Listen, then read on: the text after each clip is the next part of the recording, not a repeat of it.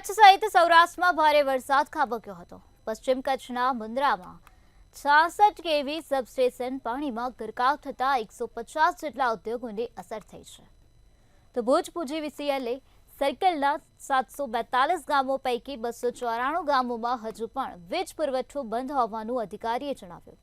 કચ્છમાં ભારે પવન સાથે વરસાદથી 629 જેટલા થાંભલાઓ ધ્વસ્ત થયા, તો 10 જેટલા ટ્રાન્સફોર્મર પણ પડી ગયા હતા।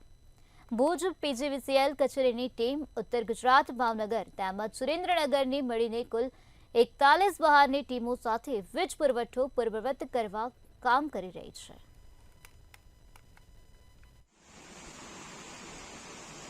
ભારે પવન સાથે વરસાદ કે જે સાયક્લોનના કારણે કચ્છ જિલ્લાના 6 તાલુકાઓ જે અમારે ઓફિસના કાર્યક્ષેત્રમાં આવે છે, એમાં ભુજ, નખત્રાણા, માંડવી, મુન્દ્રા, લખપત, અબડાસા 6 તાલુકામાં વ્યાપક પ્રમાણમાં નુકસાન થયું છે। ટોટલ અમારા 742 ગામમાંથી લગભગ ગામ બંધ હતા, પરંતુ એ અમે યુદ્ધના ધોરણે અમારી ભુજ DS વર્તુળ કચેરીની 84 ટીમો પ્લસ અમારા મેનેજમેન્ટ તરફથી 41 ટીમો બહારથી, જેમાં 10 ટીમો ઉત્તર ગુજરાતમાંથી, 10 ટીમો ભાવનગરથી, 10 ટીમો સુરેન્દ્રનગર અને એવી રીતના કરી અને ટોટલ 41 ટીમો બહારથી મોકલાવી અને આ બધી જ ટીમોને યુદ્ધના ધોરણે દિવસ રાત કામગીરી કરી અને અમારા 742 ગામમાંથી માત્ર અત્યારે 294 ગામમાં જ હાલ અમારો વીજ પુરવઠો અત્યારે બંધ છે।